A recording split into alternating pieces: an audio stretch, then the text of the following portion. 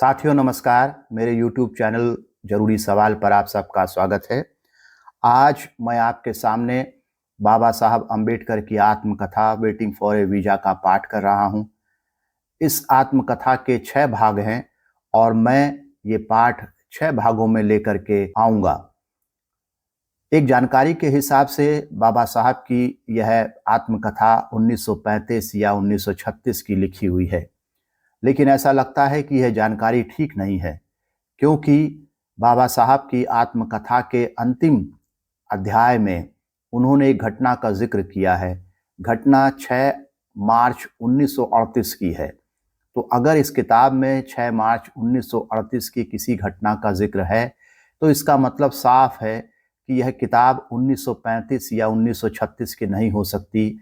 यह कम से कम 6 मार्च 1938 के बाद की होगी। यह थी एक सूचना। दूसरी यह है कि इस किताब के बारे में हमें पहली बार 1990 में पता चलता है।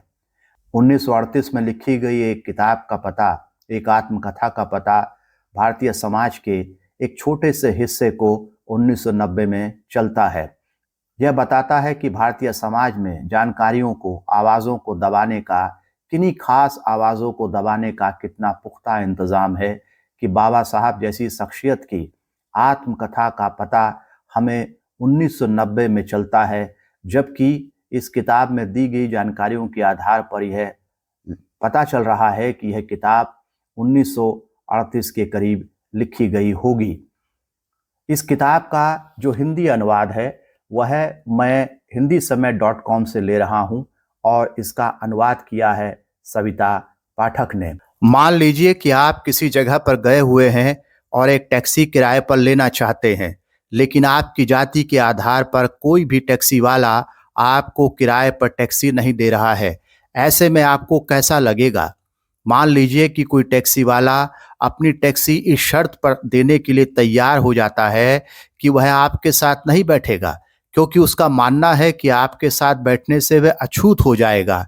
ऐसे में आपकी जाति का कोई व्यक्ति आपकी मदद करने की खातिर कहता है कि टैक्सी वह चला लेगा।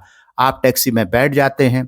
कुछ दूरी पर आपकी टैक्सी का एक्सीडेंट हो जाता है, आपका पैर टूट जाता है, आप मरने से बाल बाल बच जाते हैं। बाद में यह बात पता चलती है कि जिस व्यक्ति ने मदद करने की खातिर टैक्सी चलाने की जिम्मेदारी ली, उसे टैक्सी चलानी आती ही नहीं है। ऐसी ही घटना बाबा साहब के साथ घटी।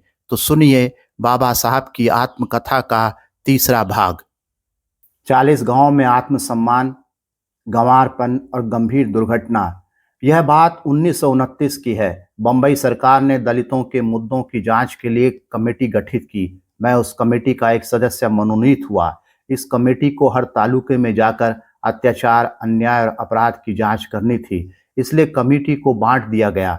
मुझे और दूसरे सदस्यों को खानदेश के 2 जिलों में जाने का कार्यभार मिला। मैं और मेरे साथी काम खत्म करने के बाद अलग अलग हो गए। वो किसी हिंदू संत को मिलने चला गया और मैं बंबई के लिए रेलगाड़ी पकड़ने निकल पड़ा। मैं धूलिया लाइन पर 40 गांव के एक गांव में एक कांड की जांच करने के लिए उतर गया। यहाँ पर हिंदुओं ने अछूतों के खिलाफ सामाजिक बहिष्कार किया हुआ था। 40 गांव के अछूत स्टेशन पर मेरे पास आ गए और उन्होंने अपने यहाँ रात रुकने का अनुरोध किया। मेरी मूल योजना सामाजिक बहिष्कार की घटना की जांच करके सीधे जाने की थी, लेकिन वो लोग बहुत इच्छुक थे और मैं वहां रुकने के लिए तैयार हो गया। मैं गांव जाने के लिए धूलिया की रेलगाड़ी में बैठ गया और घटना की जांच की और अगली रेल से 40 गांव वापस आ गया। मैंने देखा कि 40 गांव स्टेशन पर अछूत मेरा इंतजार कर रहे थे। मुझे फूलों की माला पहनाई गई। स्टेशन से महारवाड़ा अछूतों का घर 2 मील दूर था। वहां पहुंचने के लिए एक नदी पार करनी पड़ती थी, जिसके ऊपर एक नाला बना था। स्टेशन पर कई घोड़ा गाड़ी किराए पर जाने के लिए उपलब्ध थी। महारवाड़ा पैदल की दूरी पर था। मैंने सोचा कि सीधे महारवाड़ा जाएंगे, लेकिन उस ओर कोई हलचल नहीं हो रही थी। मैं समझ नहीं पाया कि मुझे इंतजार क्यों करवाया जा रहा है। तकरीबन 1 घंटा इंतजार करने के बाद प्लेटफॉर्म पर एक घोड़ा गाड़ी लाई गई और मैं बैठा। मैं और चालक, गाड़ी में सिर्फ 2 लोग थे। दूसरे लोग नजदीक वाले रास्ते से पैदल चले गए। तांगा मुश्किल से 200 गज चला होगा कि एक गाड़ी से तकरीबन भिड़ गया। मुझे बड़ी हैरत हुई, क्योंकि चालक जो कि रोज ही तांगा चलाता होगा, इतना नौसिखिया जैसा चला रहा था। यह दुर्घटना इसलिए टल गई कि पुलिस वाले के जोर से चिल्लाने से कार वाले ने गाड़ी को पीछे कर लिया। खैर, हम किसी तरह नदी पर बने नाले की तरफ आ गए। उस पुल के किनारों पर कोई दीवार नहीं थी। कुछ पत्थर 10-5 फीट की दूरी पर लगाए गए थे। जमीन भी पथरीली थी। नदी पर बना नाला शहर की ओर था जिस पर हम लोग आ रहे थे। नाले से सड़क की ओर एक तीखा मोड़ लेना था। नाले के पत्थर के पास घोड़ा सीधे न जाके तेजी से मुड़ गया और उछल पड़ा। तांगे के पहिए किनारे लगे पत्थरों पर इस तरह फंस गए कि मैं उछल पड़ा और नाले की पथरीली जमीन पर गिर पड़ा। घोड़ा और गाड़ी नाले से सीधी नदी में जा गिरे।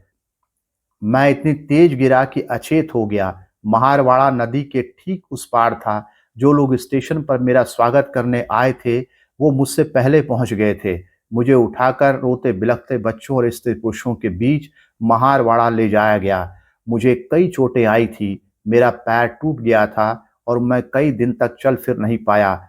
मैं समझ नहीं सका कि ये सब कुछ कैसे हुआ। तांगा रोज उसी रास्ते से आता जाता था और चालक से कभी इस तरह की गलती नहीं हुई। पता करने पर मुझे सच्चाई बताई गई। स्टेशन पर देर इसलिए हुई क्योंकि कोई गाड़ीवान अछूत को अपनी गाड़ी में लाने के लिए तैयार नहीं था। ये उनकी शान के खिलाफ था। महार लोग यह बर्दाश्त नहीं कर सकते थे कि मैं उनके घर तक पैदल आऊं। ये उनके लिए मेरी शान के खिलाफ था। उन्हें बीच का रास्ता मिला। वो बीच का रास्ता था कि तांगे का मालिक अपना तांगा किराए पर दे देगा लेकिन खुद नहीं चलाएगा। महार लोग तांगा ले सकते हैं।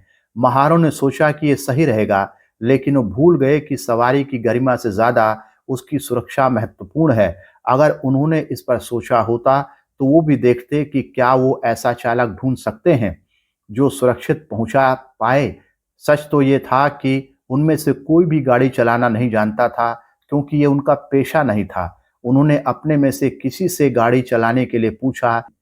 एक ने गाड़ी की लगाम यह सोचकर थाम ली कि इसमें कुछ नहीं रखा, लेकिन जैसे ही उसने मुझे बिठाया वो इतनी बड़ी जिम्मेदारी के बारे में सोचकर नर्वस हो गया और गाड़ी उसके काबू से बाहर हो गई। मेरी शान के लिए 40 गांव के महार लोगों ने मेरी जिंदगी दांव पर लगा दी।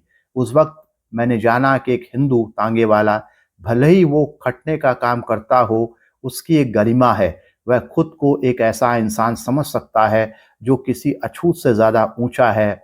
इससे भी कोई फर्क नहीं पड़ता कि वो अछूत सरकारी वकील है।